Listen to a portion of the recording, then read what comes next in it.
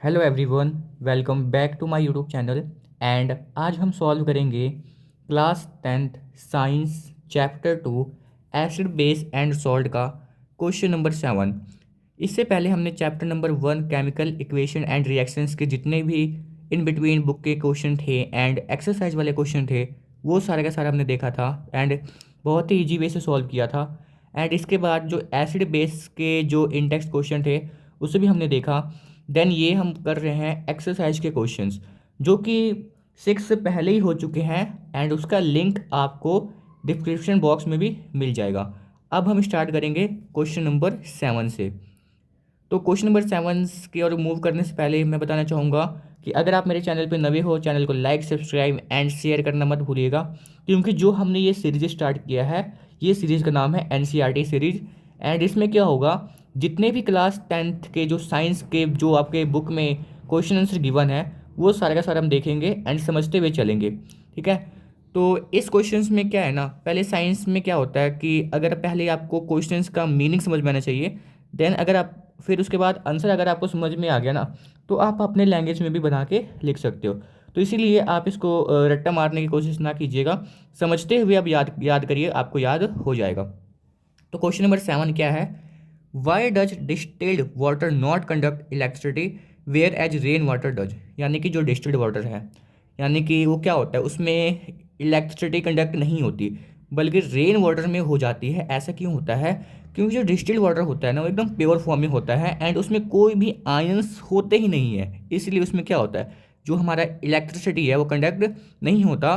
बल्कि जो rain water में क्या होता है, उसमें आयंस होता है जिसकी वजह से उसमें ईजिली से क्या होता है, इलेक्ट्रिसिटी कंडक्ट हो जाती है। तो देखिए समझते हैं, distilled water is a pure form of water, okay, and is devoid of any ion species. इसमें क्या होता है, कोई भी आयन स्पीसीज नहीं होती। Therefore it does not conduct electricity, इसीलिए इसमें क्या होता है, कोई भी इलेक्ट्रिसिटी यानी कि इलेक्ट्रिसिटी कंडक्ट होगा ही नहीं। Rain water beings and impure होता है form of water, contains many ionic species such as acids and therefore it conduct electricity. इसलिए इसमें क्या होता है, रेन वाटर में इलेक्ट्रिसिटी कंडक्ट हो जाता है और जो प्योर वाटर होता है हमारा डिस्टिल्ड वाटर उसमें नहीं होता है। ये हमारा था क्वेश्चन नंबर 7। इसके बाद क्वेश्चन नंबर 8 की ओर मूव करते हैं। तो इसमें क्या है ना, why does acid do not show, यानी कि not show acidic behaviour in the absence of water.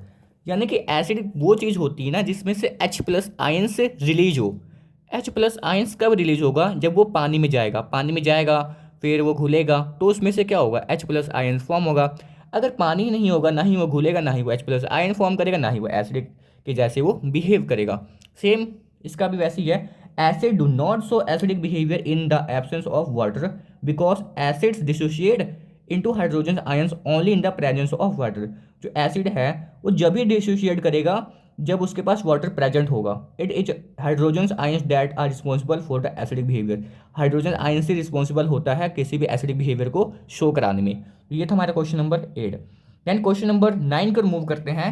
Question number 9 में क्या बोला है, अब साथ साथ में ना इसको लिखते भी जाइएगा क्योंकि लिखने ही से आपको याद होगा। ठीक है। तो क्वेश्चन नंबर 9 क्या बोला है, 5 सोल्यूशंस हमें गिवन है ABCDE when tested with universal indicator show pH। ये pH शो कर रहा है जब हमने उसको इंडिकेटर से टेस्ट किया। किसी का pH 4 आया है, किसी का 1, 11, 7 एंड 9 रिस्पेक्टिवली। ठीक है। A का यानी कि 4 है, B का 1 है, C का 11 है, D का 7 है एंड E का 9 है। ये रिस्पेक्टिवली का मतलब क्या हो गया, यानी कि जो यहाँ पे आपको नंबर वाइज दिया है ना वही ABCD वाइज दिया हुआ है। विच सोल्यूशंस इज, यानी कि इसमें से पूछा है, पहला क्वेश्चन क्या है, पहला क्वेश्चन ये बोला है कि इसमें से बताइए कि न्यूट्रल सोल्यूशंस कौन सा होगा। न्यूट्रल, तो न्यूट्रल होता क्या है, देखो पीएच का जो मान होता है यानी कि उसकी जो वैल्यू होती है वो 0 से लेके 14 तक होता है। अब 1 से 14 तक, तो इसमें जो मिड पॉइंट कौन सा आता है, 7 आता है। तो 7 हमारा जो पॉइंट हो गया वो न्यूट्रल पॉइंट हो गया। जब हम 7 के डिक्रीजिंग और मतलब 7 से नीचे जाएंगे तो वो एसिडिक होगा एंड 7 से ऊपर जाएंगे यानी कि अल्कलाइन यानी कि बेसिक नेचर वो शो करेगा। तो इसमें से बताइए कि न्यूट्रल सॉल्यूशंस कौन सा होगा। तो इसमें पीएच से आपको कहीं 7 वैल्यू दिख रहा है, हाँ भाई दिख रहा है, 11 के बाद मुझे 7 दिख रहा है। ये कितने नंबर पे है, 1 2 3 चौथे नंबर पे, तो 1 2 3 चौथे नंबर पे क्या आ रहा है, डी आ रहा है। तो हमारा डी क्या आ जाएगा, न्यूट्रल सोल्यूशंस आ जाएगा। तो देखिए पहले का आंसर क्या आएगा, न्यूट्रल का सोल्यूशन डी विथ pH 7। ठीक है, न्यूट्रल हमारे कौन सा हो जाएगा, सोल्यूशन डी हो जाएगा जिसका pH क्या है, 7 है। इसके बाद जो बी में क्या पूछा है, वो बोला है स्ट्रॉन्गली अल्कलाइन यानी कि बेसिक। अब 7 से ऊपर होना चाहिए भाई। ठीक है, अगर मैंने बोला था 7 से ऊपर होगा तभी वो क्या होगा, बेसिक होगा। 4 7 से ऊपर नहीं है, 1 भी नहीं है, 11 है। ठीक है, एंड 9 है। 11 हमारा कौन सा है, सी, एंड 9 कौन सा हमारा ई। तो सोल्यूशन सी एंड ई हमारा क्या हो जाएगा, वो क्या हो जाएगा हमारा अल्कलाइन। पर इससे इस देखिए देखिए एक बात का इस ध्यान दीजिए, इसने हमसे पूछा था स्ट्रॉन्गली अल्कलाइन। ठीक है, स्ट्रॉन्ग वाला, सबसे ज़्यादा स्ट्रॉन्ग वाला कौन सा होगा। अगर मैं 11 और 9 में से कंपेयर करूँ, 9 स्ट्रॉन्ग है कि 11 स्ट्रॉन्ग है, तो मेरा 11 वाला क्या आ जाएगा, स्ट्रॉन्ग आ जाएगा। ठीक है, हालांकि ये भी है पर इससे स्ट्रॉन्ग क्या है, 11 वाला है। यही हमसे पूछा था स्ट्रॉन्गली अल्कलाइन बताइए सबसे ज़्यादा वाला बेसिक नेचर कौन बिहेव यानी कि शो करेगा। तो बी का आंसर क्या बोला इसने, स्ट्रॉन्गली अल्कलाइन क्या हो जाएगा, सोल्यूशन सी है ना, विद पीएच क्या है, 11 है। अब स्ट्रॉन्गली एसिडिक पूछा है, एसिडिक यानी कि क्या, यानी कि 7 से नीचे होना चाहिए, यानी कि स्ट्रॉन्गली पूछा है, ध्यान दीजिएगा। तो इसमें से 4 भी एसिडिक है, 1 भी एसिडिक है, पर दोनों में से सबसे ज़्यादा स्ट्रॉन्ग एसिड कौन सा होगा, जिसका पीएच सबसे कम होता है ना, वही सबसे ज़्यादा स्ट्रॉन्ग एसिड के जैसे बिहेव करता है। तो 4 और 1 में से देखिए 4 ज़्यादा एसिडिक है कि 1 ज़्यादा एसिडिक है, तो 4 की वैल्यू कम है तो 4 ज़्यादा क्या होगा, एसिडिक होगा। ये कौन सा सोल्यूशन, बी सोल्यूशन है, क्योंकि ए के बाद क्या आता है, बी आता है। ठीक है, तो देखिए सी में क्या है, स्ट्रॉन्गली एसिड क्या हो जाएगा, सोल्यूशन बी विथ पीएच क्या है, 1 है। ओके, अब अगले क्वेश्चन को मूव करते हैं। देखो इसमें क्या बोला है, वीकली एसिड। ठीक है, वीक एसिड, एक इसमें से स्ट्रॉन्ग एसिड हो गया, दूसरा कौन सा हो गया, वीक एसिड। तो मुझे पता है सोल्यूशन मेरा एक क्या हो गया, जिसका पीएच 4 है, वो क्या है, वीक एसिड है। अब वीकली अल्कलाइन यानी कि एक मेरा स्ट्रॉन्ग अल्कलाइन था, एक मेरा क्या हो गया, वीक अल्कलाइन हो गया, तो 9 क्या हो जाएगा, सो सोल्यूशन ई है, ये मेरा वीक अल्कलाइन हो जाएगा। तो देख लीजिए एक बार क्वेश्चन को। और इसके बाद इसने बोला था इसको ना अरेंज कीजिए increasing order of hydrogen ions concentrations में। तो मैंने अरेंज किया है, आप इसको भी देख सकते हो। तो फिर पहले 1 आ जाएगा, फिर 4, then 7, then 9, then 11, increasing order में क्या हो गया, ये आपका अरेंज हो गया। देन इसके बाद 10th क्वेश्चन की ओर मूव करते हैं। 10th क्वेश्चन क्या है, equal length of magnesium ribbon are taken in test tube A and B, यानी कि हम मैग्नीशियम रिबन ले रहे हैं इक्वल टेस्ट ट्यूब में, ए एंड बी में इक्वल लेंथ का। Hydrochloric acid HCl is added to the test tube A, while acidic acid CH3COOH is added to test tube B. यानी कि हमने एक टेस्ट ट्यूब में हाइड्रोक्लोरिक यानी कि HCl एसिड डाला, दूसरे में एसिडिक एसिड डाला। तो बताइए in which test tube will be fizzing occur more vigorously and why, यानी कि कौन से टेस्ट ट्यूब में यानी कि साउंड्स ज़्यादा आएगा एंड क्यों आएगा। तो मेरी बात सुनिए कैसे होगा। अगर हम HCl को, हमने मैग्नीशियम रिबन लिया है test tube A and B में, है ना। मैग्नीशियम रिबन हमने, मान लीजिए मैंने मैग्नीशियम रिबन लिया, ये रहा टेस्ट ट्यूब ए, ये रहा टेस्ट ट्यूब बी। ठीक है, इसमें मैं इक्वलेंट का लिया, इसमें भी इक्वलेंट का लिया। अगर मैं इसमें HCl डाल रहा हूँ, इसमें मैं एसिडिक एसिड डाल रहा हूँ, तो क्या होगा, जो HCl है, जो मेरा HCl है, ये क्या है, ये क्या है हमारा HCl, क्या कहते हैं इसको, स्ट्रॉन्ग एसिड, मतलब ये एसिडिक शो ज़्यादा करेगा, ये स्ट्रॉन्ग एसिड के कैटेगरी में आता है HCl। और ये हमारा वीक एसिड के कैटेगरी में आता है, कौन सा, एसिटिक एसिड भैया, एसिडिक एसिड दोस्तों, एसिडिक एसिड। तो HCl क्या होगा, हाँ ये क्या है, स्ट्रॉन्ग एसिड है। ये क्या होगा, ये जो मैग्नीशियम रिबन को क्या जल्दी से क्या क्या करेगा, ये डिसोशिएट करेगा। ठीक है, मैग्नीशियम रिबन्स को, और फिर क्या करेगा ये, और ये जल्दी से क्या होगा, ये डिसोशिएट होगा। एंड इसमें से मतलब क्या होगा, फिर इसमें से साउंड ज़्यादा आएगी एज कम्पेयर टू इसमें से। ओके, इसी में क्या बोला है, ध्यान से देखिए, इसमें क्या बोला है, the fizzing will occur strongly in test tube A में से, in which hydrochloric acid HCl is added, क्योंकि इसमें हमने हाइड्रोक्लोरिक एसिड HCl को ऐड किया है। This is because HCl is strong acid and acidic acid and therefore produce hydrogen gas, और इसमें से जल्दी हाइड्रोजन गैस क्या होगा, प्रोड्यूस होगा। ठीक है, इसीलिए क्योंकि ये स्ट्रॉन्ग एसिड है तो इसमें से ज़्यादा H+ आयंस प्रोड्यूस होगा, तो ज़्यादा आ जाएगी। पर फास्टर में, हालांकि इसमें से भी आएगी, एसिडिक एसिड में से आएगी, पर उतनी नहीं आएगी। इसने बोला था कि इसमें ज़्यादा आएगी। एसिडिक एसिड तो वीक एसिड है ना, इसमें से भाई उतने ज़्यादा आयंस नहीं फॉर्म होंगे फटाफट। ठीक है, तो इसीलिए at the faster speed due to the fusing occur, ठीक है। Therefore produce hydrogen gas at a faster speed due to which fusing occur, जिसमें से फ्यूजिंग की आवाज़ आएगी, यानी कि साउंड्स की आवाज़ आएगी। ये था हमारा क्वेश्चन नंबर कौन सा, 10 था। देन इसके बाद क्वेश्चन नंबर मैं उसकी ओर मूव कर रहा हूँ। क्वेश्चन नंबर 11 क्या है, इसको समझिए। इसमें क्या बोला था, जो हमारा fresh milk has a pH 6, जो हमारा फ्रेश मिल्क है उसका pH क्या है, 6 है। How do you think the pH will change as it turns into curd, explain your answer, ठीक है। आप कैसे सोचते हो कि उसका जो pH चेंज हो रहा है, जैसे वो दही बन रहा है।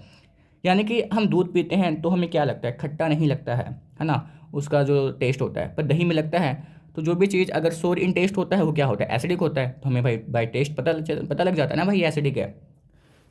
तो क्या बोला है, the pH of milk is 6, as it changes to curd the pH will reduce होता है because curd is acidic in nature, then acid presence in it decrease the pH। जब एसिड होगा तभी तो pH को कम कर रहा है ना भैया, ठीक है। तो इसके बाद क्वेश्चन नंबर, नेक्स्ट क्वेश्चन क्या है, देखिए। A milk man adds a very small amount of baking soda to fresh milk, यानी कि जो मिल्क मैन है ना वो क्या करता है अपने दूध में मतलब बेकिंग सोडा ऐड करता है। क्यों, क्योंकि जो बेकिंग सोडा को हम माइल्ड बेसिक भी कहते हैं, यानी कि क्या होता है ना, ये बेसिक कैरेक्टर्स को बढ़ाता है, ठीक है। यानी कि इसका pH 6 है, तो 6 से थोड़ा सा इंक्रीज कर जाएगा ताकि वो दही में ना जमे भाई, है ना, जमे पर उतना जल्दी ना जमे, टाइम लगे, take to some times. Question number A क्या बोला है इसमें, देखिए। Why does the he shift the pH of the fresh milk from 6 to slightly alkaline, कह रहा है जब बेकिंग सोडा को ऐड करते हैं ये क्यों pH को शिफ्ट कर देता है स्लाइटली अल्कलाइन में, क्यों, देखिए क्या होता है। The milk man shift the pH of the fresh milk from 6 to slightly alkaline because in alkaline condition fresh फॉरी milk does not set a curd easily, जो हमारे मिल्क होगा वो कर्ड में जल्दी इजिली कन्वर्ट नहीं होगा, इसीलिए वो क्या करता है, वो बेकिंग सोडा को ऐड करता है। इसके बाद क्वेश्चन नंबर बी क्या है, why does this milk take a long time to set as curd, क्यों टाइम लगता है भाई जो कर्ड को सेट होने में मिल्क को। Since this milk is slightly basic होता है देन यूजली मिल्क से, ठीक है, acid produce to set the curd are neutralise by a base, अगर उसमें से एसिड प्रोड्यूस होगा वो क्या करेगा, बेस उसको न्यूट्रलाइज कर देगा, ठीक है। Therefore it takes a longer time for the curd to set, इसलिए क्या लेता है, लॉन्ग टाइम लेता है कर्ड को सेट होने में, ठीक है। ये था हमारा क्वेश्चन। थोड़ा सा वो वीडियो कट हो गया था, उसके लिए मैं माफ़ी चाहूँगा। चलिए फिर उसके बाद नेक्स्ट क्वेश्चन की ओर मूव करते हैं। क्वेश्चन नंबर कौन सा है, plaster of Paris should be stored in A moisture proof container, explain why. जो प्लास्टर ऑफ पेरिस को ना हम मॉइस्चर प्रूफ में क्यों कंटेन करते हैं, यानी कि उसमें थोड़ी सी भी नमी ना आए, ऐसा उसमें उसको क्यों कंटेन करते हैं। अगर वो मॉइस्चर में आ जाएगा ना, नमी में आ जाएगा, तो क्या होगा, वो जल्दी से वाटर एब्जॉर्ब कर लेता है और वो प्लास्टर ऑफ पेरिस से किस में कन्वर्ट हो जाएगा, जिप्सम में, यानी कि वो हार्ड हो गया तो किस में चेंज हो जाएगा, वो जिप्सम में भाई। तो यही ना बोला है, प्लास्टर ऑफ पेरिस यानी कि POP should be stored in A moisture proof container because plaster of जो पेरिस है ये पाउडरी मास होता है, पाउडर के फॉर्म में होता है, एब्जॉर्ब वाटर मॉइस्चर, ठीक है, to form a hard solid known एफ जिप्सम, ठीक है। फिर जिप्सम बन जाएगा भाई अगर हार्ड हो गया तो, है ना। इसके बाद क्वेश्चन नंबर 14 क्या है, इसको देखते हैं। इसके बाद क्या बोला है, हाँ, what is neutralisation reaction, give two example, यानी कि क्या होता है जब एसिड बेस मिल जाते हैं तो क्या बन जाता है, अगर न्यूट्रलाइज कर देते हैं एक दूसरे को, ठीक है। When an acid mixed with a base then they react with each other to form the salt and water with the release of energy and cancel each other effect, और एक दूसरे के इफेक्ट को कैंसिल कर देगा, ना ही वो हमें चीज़ एसिडिक लगेगा ना ही वो बेसिक लगेगा, यानी कि वो हमें न्यूट्रल लगेगा। This process is known as neutralisation reaction, बहुत ही फेवरेट क्वेश्चन है ये बोर्ड का, इसको आप देखिएगा अच्छे से। जैसे कि हमने एसिड प्लस बेस को जब मिक्स किया तो सॉल्ट बना, वाटर बना एंड इसमें से हीट निकला। एग्जांपल देख लो, जो हमारा ये बेस और एसिड है मिक्स होगा तो देखो NaCl आगे NaCl, फिर H2O बनेगा और इसमें से हीट जनरेट होगी, ठीक है, रिलीज होगी। ये था हमारा क्वेश्चन नंबर 14। देन इसका हमें एग्जाम्पल भी पूछा था ना, एग्जाम्पल देखते हैं क्या बोला example. During indigestion caused due to the process of excretion of hydrochloric acid in the stomach, जब हमारे जो स्टमक में अगर ज़्यादा HCl सिक्रीट हो रहा है, HCl क्यों सिक्रीट होता है मैंने बताया था, याद कीजिए। जब हमारे अगर क्या होता है, हमारे स्टमक को पता है भाई हमारे जो स्टमक में फूड आने वाला है, जब आप खाना नहीं खाओगे भाई वो तो एसिड रिलीज करेगा। उसको पता है ना भाई मेरा टाइम फिक्स है, अगर मेरा डेली रूटीन 9 बजे का खाने का है तो मेरे भाई स्टमक को पता है अब इसको एसिड रिलीज करना पड़ेगा, क्योंकि खाना आने वाला है और खाना को पचाना भी है। तो नहीं खाओगे फिर क्या होगा, हमारे पेट में जलन से होने लगेगी, एसिडिक रिलीज होगा। ठीक है, तो उससे क्या होगा, हमारे जो स्टमक में हाई अमाउंटों में एसिडिक हो जाएगा। तो इसलिए हम क्या करते हैं उसके लिए, वी टेक आंट एसिड लेते हैं, जनरली मिल्क ऑफ मैग्नीशियम। ये माइल्ड बेसिक होता है, which is basic in nature. The antacid neutralise the excess of acid and thus give relief from indigestion. तो क्या करता है, बेस रिलीज करेगा तो एसिड्स के साथ क्या करेगा, उसको न्यूट्रलाइज करेगा और हमें इंडाइजेशन से क्या देगा, रिलीफ देगा, आरामदायक देगा। तो ये था question number. Last question number 15 क्या है, give two important use of washing soda and baking soda. ये तो भाई कर ही सकते हो। Important use of washing soda, it is use in glass shop and paper industry. Okay, it is use to remove permanent hardness of water. ये हमारा washing soda का था। अब बेकिंग सोडा का भी देख लेते हैं। बेकिंग सोडा का क्या है, बेकिंग सोडा का it is use as baking powder. ठीक है, अब इसमें बताया क्योंकि baking powder is a mixture of baking soda and a mild acid known as tartaric acid. When it is heated और mixed in water it release CO2 to make a bread और cake puffy. जो bread और cake हमारा puffy होता है उसमें कौन सी gas होती है, CO2। तो इसके बाद बी पॉइंट क्या है, it is used in soda acid fire extinguisher में भी क्या होता है, ये यूज होता है। तो आपको दो दो पॉइंट लिखने थे, आप इसको लिख सकते हो। ठीक है, तो इसके बाद हम जो चैप्टर को मूव करेंगे वो चैप्टर नंबर 3 होगा, metal and non metal, and उसको हम अच्छे से यानी कि समझते हुए चलेंगे। ठीक है, तो मिलते हैं इसके नेक्स्ट वीडियो में। So thank you for watching my video, thank you.